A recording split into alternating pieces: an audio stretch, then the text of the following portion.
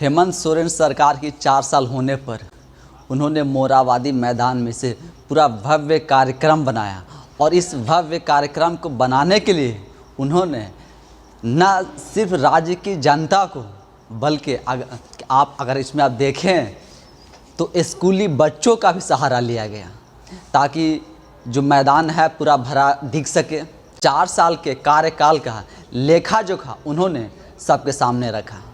उसमें अगर आप देखें तो 2-4 ऐसे योजना को आप देख करके खुद समझ सकते हैं। बाकी इन अगर 4 सालों में आप देखें हेमंत सोरेन सरकार की उपलब्धि क्या कर रही है और क्या क्या इन 4 सालों में उन पर क्या क्या आरोप लगे हैं और किस किस तरह के भ्रष्टाचार के भी आरोप लगे हैं, यह सब भी आप देख सकते हैं। और क्या देखते आ रहे हैं, जानते आ रहे हैं कि कैसे AK-47 से लेकर के ईडी तक, यानी ईडी से AK-47 तक का 4 साल इनका जो है बिल्कुल बेमिसाल है, इसमें आप कह नहीं सकते हैं।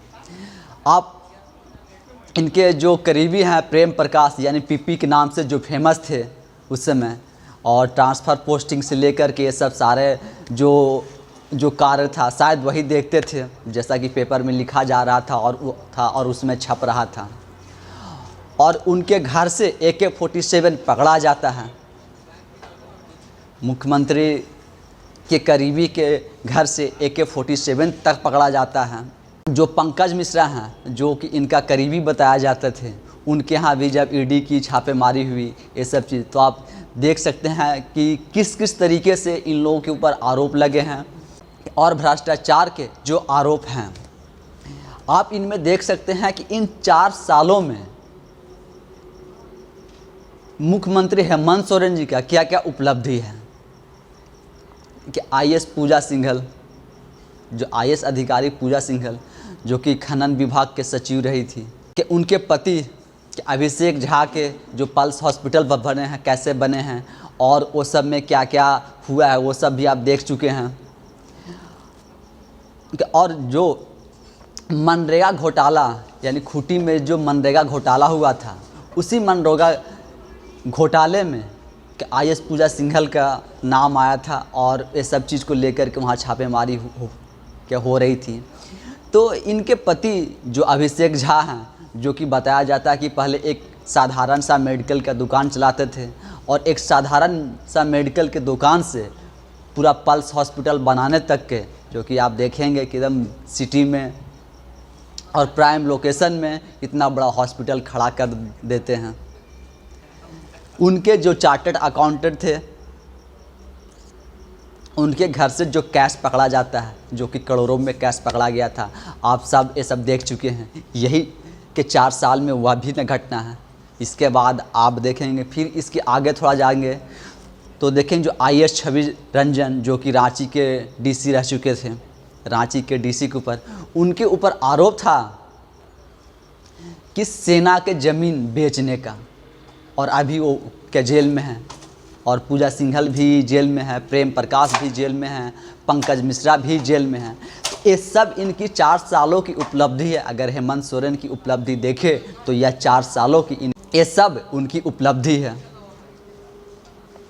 और खुद अगर हेमंत सोरेन की आप देखें तो उनके ऊपर जो खनन पट्टा का जो आरोप लगा हुआ है, साहेबगंज में जो खनन लीज वाला पट्टा जो इनके ऊपर है, इनके परिवार के ऊपर है, जो ये सब आरोप लगे हुए हैं भ्रष्टाचार के, और 1000 करोड़ के घोटाला का भी आरोप है। इन्हीं 4 वर्षों में भी यह भी इनकी उपलब्धि है जो कि बेमिसाल है। और जो ईडी का भी सम्मान पे सम्मान आ रहे हैं, 6 सम्मान आने के बाद भी ईडी के सामने पेश नहीं हो रहे हैं।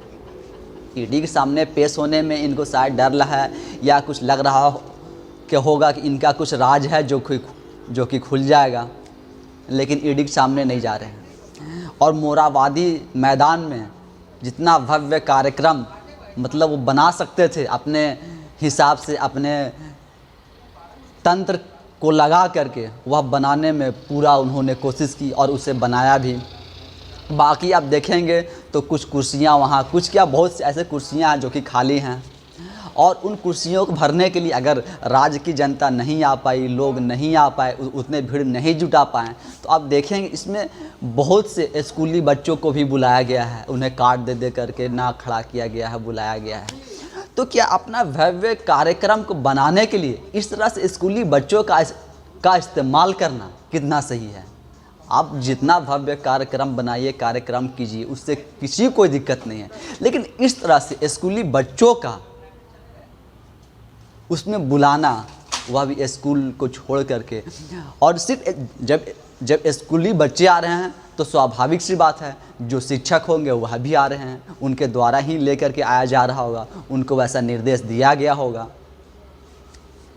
खैर ये सब तो नेताओं का चलता रहता है, अपनी राजनीति के चमकाने के लिए, अपनी ताकत दिखाने के लिए, अपना ये सब के मीडिया में हवा बनाने के लिए इस तरह से ऐसा प्रोग्राम करते रहते हैं। बाकी अगर आप एक दो इसमें देखें योजना, जो कि 1932 खतियानी सबसे ज़्यादा पॉपुलर और क्या योजना है, 1932 खतियानी को जो ये अपना उपलब्धि गिना रहे हैं, क्या वह वाकई में उपलब्धि है? उसमें क्या उपलब्धि हासिल हुई है? 1932 खतियानी को अगर देखें तो सिर्फ ये न विधानसभा से न पारित कर दिए हैं, वह कानून बना है नहीं, और जब तक वह केंद्र से पास नहीं होता है, जब तक वह लोकसभा से, राज्यसभा से पास नहीं होता है, जब तक राष्ट्रपति के उन पर सिग्नेचर नहीं होंगे, तब तक वह कानून नहीं बनेगा। लेकिन आप अगर देखेंगे तो वह भी इन 4 सालों में उन्होंने अपनी उपलब्धि बताई है। काम हो चाहे ना हो, उपलब्धि गिना देना है। कि उसके बाद जो ग्राम गाड़ी योजना है,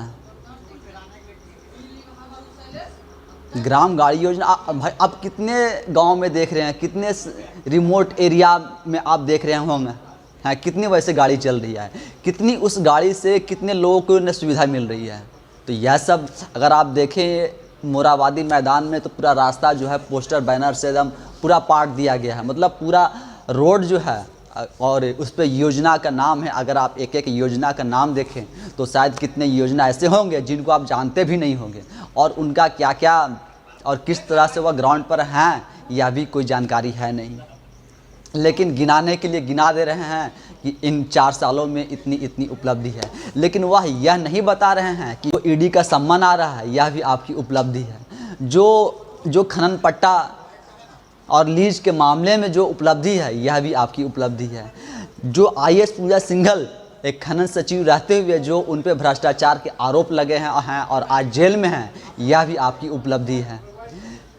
रांची के DC रहते हुए छवि रंजन के ऊपर जो सेना का ज़मीन बेचने का जो आरोप है, ज़मीन घोटाला का जो आरोप है, यह भी आपकी उपलब्धि है। यह भी आपके 4 सालों की उपलब्धि में ही गिने जाएंगे।